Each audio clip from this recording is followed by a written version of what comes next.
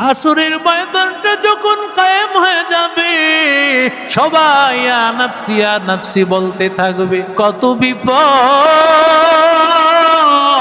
ওই ময়দানের এত কঠিন হালাত, ওই ময়দানের এত কঠিন, ওই কঠিন অবস্থায় সবাই ইয়া নাফসি ইয়া নাফসি বলবে।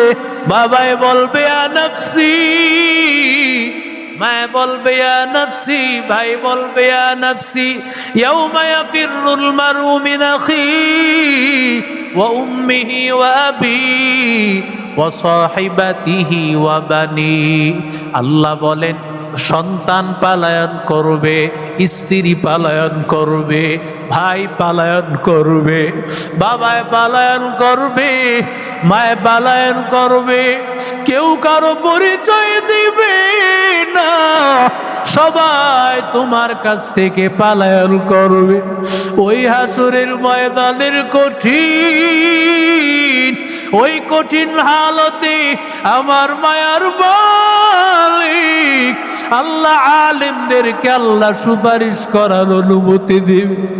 ওরে আলেম সুপারিশ কর, যারে ভালো লাগে জান্নাতে নিয়ে যা, আমি আল্লাহ সুপারিশের অনুমতি দিলাম। ওরে আল্লাহর বান্দা, মিশকাত শরীফের হাদিস আমি সব সময় বলি, আল্লাহর বান্দা জাহান্নামের আসামি এমন সময় জাহান্নামে যাইতেছে, আল্লাহর বান্দা জাহান্নামে যাওয়ার সময় তাকাইয়া দেখে রাস্তায় একজন আলেম দাঁড়াইয়া আছে। ডাক দিয়ে বলে, হুজুর আপনি আমারে চিনেন নাকি? বলে না, তোমারে তো চিনলাম না। আল্লাহর বান্দা ডাক দিয়া বলে, হুজুর একদিন মাগরিবের নামাজের আযান হয়ে গেছে, আপনি ওযু করবেন, পানি নাই, আমি আপনার পানির ব্যবস্থা করে দিয়েছি। হুজুর আমি আজকে জাহান্নামের আসামি, আজকে আমার এত বড় বিপদ, আমি যেন জাহান্নামের আসামি, আমার আল্লাহর কাছে একটু সুপারিশ করে আল্লাহ যেন আমার জান্নাতের মালিক বানায়। কারণ এই জাহান্নামের এত গর্জন, জাহান্নাম বলবে হাল মিন মাজিদ, আরো আমার পেটে দাও, আয় আল্লাহ আরো আছে নাকি দাও। কারণ জাহান্নামের পেট কোনোদিন ভরবে না, জাহান্নামের লেলিহান শিখা দাও দাও করিয়া জ্বলবে, 1000 কিলোমিটার দূরেও দাঁড়ায় থাকতে পারবে না, এত প্রচন্ড গরম। ওরে বান্দা, রোলিং মিলসে কত আগুন জ্বলে, কত দূর থেকে আগুনের তাপ, মনে হয় যেন দেহটা সিদ্ধ। ও আল্লাহর বান্দা, তাকায়া দেখেন, যেখানে ইট খোলাতে তাকায়া দেখেন, সেখানে ইটগুলো পোড়ায়া পোড়ায়া শেষ করে দেওয়া হয়। ওখানে ইটের কত আগুনের কত পাওয়ার। ও আল্লাহর বান্দা, ও নবীর আশিক উম্মতের দল, ওই ময়দানে সবার যখন এমন কঠিন হালাত, কোথায় যাবি, কোথায় বান্দা নিরাপদ জায়গা পাবে? ওই সময় আলেমদেরকে আল্লাহ সম্মান দিবে। আল্লাহ বলবে, ওরে আলেমায় নূরের মিম্বরে বস, আমি আল্লাহ নূরের মিম্বরে বসায় দিলাম। আল্লাহ আহলে জিকিরকে, জিকিরওয়ালা আলেমকে আল্লাহ তাআলা নূরের মিম্বরে বসাইয়া এবার আল্লাহ নূরের একটা পর্দা দিয়া দিবেন। আল্লাহ ডাক দিয়া বলবেন, ও আলেম ভালো করে শোন, আমি আল্লাহ তোর সিনায় এই জন্য ইলম দিয়েছি, আমি আল্লাহ তোরে জান্নাত জান্নাত দিয়া দিব। আমি আল্লাহ তোরে জান্নাতের মেহমান আমি আল্লাহ বানাইব। সব গুনাহগুলো আমি আল্লাহ গোপন রাখলাম। এবার ওই আলেমকে যখন আল্লাহ এত সম্মান দিয়েছে, এবার আলেমের কাছে ডাক দিয়া বলে, হুজুর আপনি আমারে সুপারিশ করেন, আল্লাহ যেন আমারে জান্নাত দেন। এবার আলেম আল্লাহকে বলবে, আল্লাহ তোমার বান্দা আসলে আমারে বড় মায়া করে। আয় আল্লাহ তোমার বান্দা আজকে জাহান্নামের আসামি। আয় আল্লাহ সুপারিশের যদি অনুমতি দাও, আয় আল্লাহ তোমার বান্দারে সুপারিশ করে জান্নাতে নিয়ে যাইতে পারবো। আল্লাহ আপনি অনুমতি দেন। আল্লাহ এমন সময় ডাক দিয়া বলবেন, ওরে আলেম আমি আল্লাহ তোরে জান্নাত দিয়েছি, আমি আল্লাহ তোরে জাহান্নামে দেওয়ার জন্য বানাই নাই। ও আল্লাহর বান্দা, ওরে যুবক, ও আল্লাহর গোলাম, আল্লাহর বান্দাকে আল্লাহ ডাক দিয়া বলবেন, ও আল্লাহর বান্দা তোমার সিনায় আমি আল্লাহ কোরআন দান করেছি, সম্মানিত আমি আল্লাহ করেছি। আমি আল্লাহ এই জন্য করেছি, আমি আল্লাহ তোমারে জান্নাত দিব। যাও যাও, তুমি যার জন্য সুপারিশ করতেছো তারে নিয়ে তুমি জান্নাতে চলে যাও। এরে আল্লাহর বান্দারা, ওরে আল্লাহর গোলাম, ফাসালু আহলা যিকরি ইন কুনতুম লা তা'লামুন। এরে আল্লাহর বান্দা, এই জন্য আল্লাহ বলেন, ফাযকুরুনি আযকুরুকুম ওয়াশকুরুলি ওয়ালা তাকফুরুন। আমি আল্লাহরে স্মরণ করলে আমি আল্লাহ তোমারে স্মরণ করব। উলামা ওয়ারাসাতুল আম্বিয়া, উলামায়ে কেরাম হলো নবীদের ওয়ারিস। আল্লাহ নবীদের ওয়ারিস বানিয়েছেন আলেমদেরকে। পৃথিবীর কোন মানুষকে আল্লাহ নবীর উত্তরাধিকারী বানান নাই। যেই মানুষটা নবীর উত্তরাধিকারী তার সম্মান কত বেশি। নবী যত দামি, নবীর উত্তরসূরিও তত দামি। প্রধানমন্ত্রী যেমন দামি, প্রধানমন্ত্রীর অ্যাসিস্ট্যান্ট তেমন দামি।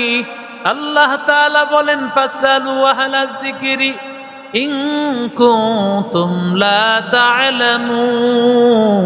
ওরে বান্দা, যদি তুমি না জানো আহলে জিকিরদেরকে জিজ্ঞাসা করো।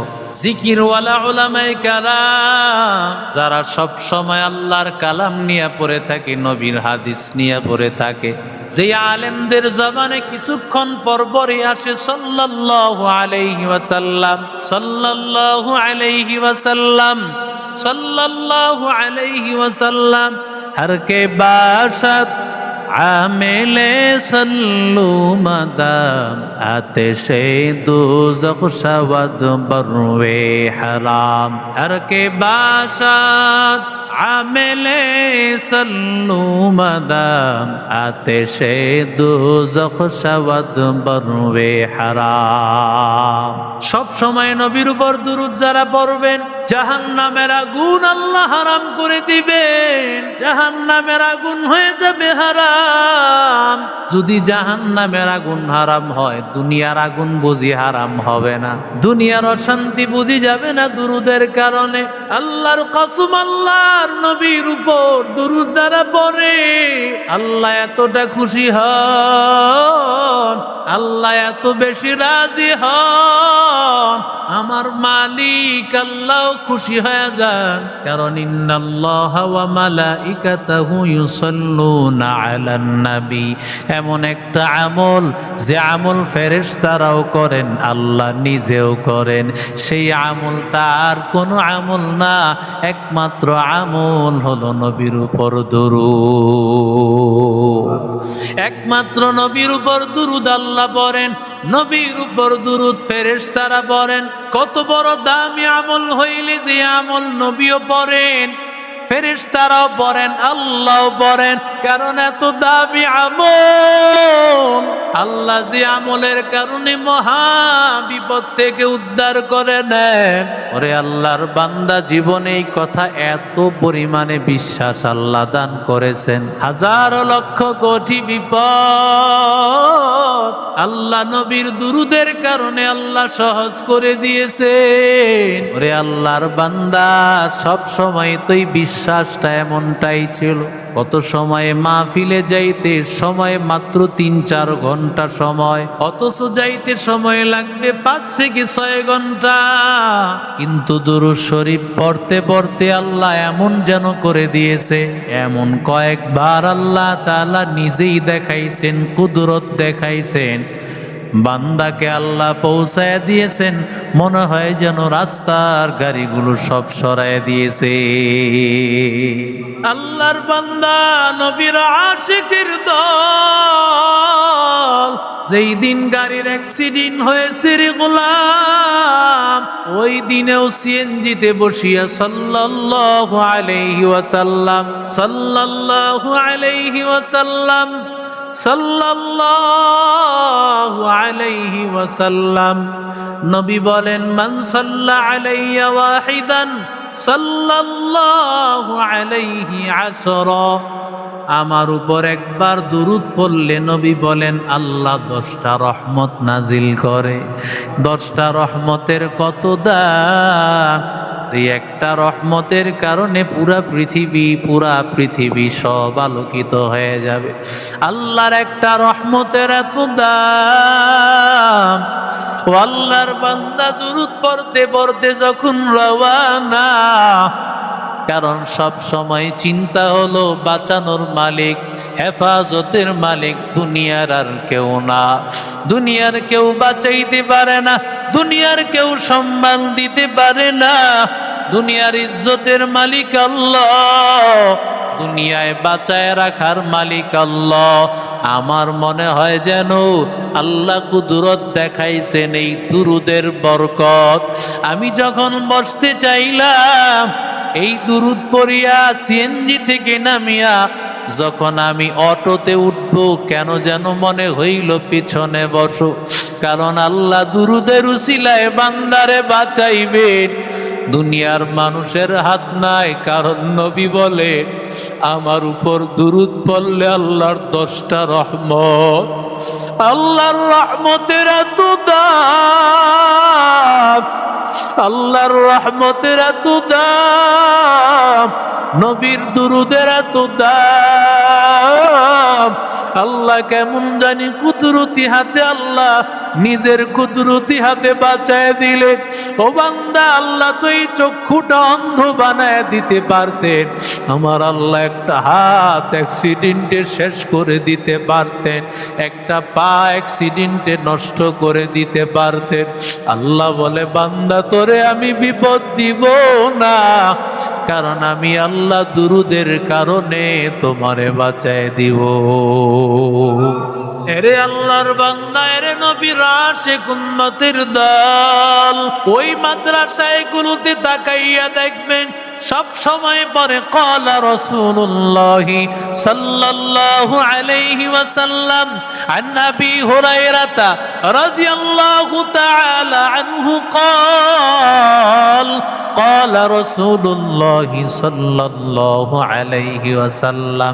সব সময় কিন্তু জবান দিয়া দুরূদ, সব সময় জবান দিয়া দুরূদ। যাদের জবান দিয়া সব সময় দুরূদ বের হয়, ওই জবানটা আল্লাহর কাছে বড় দামি।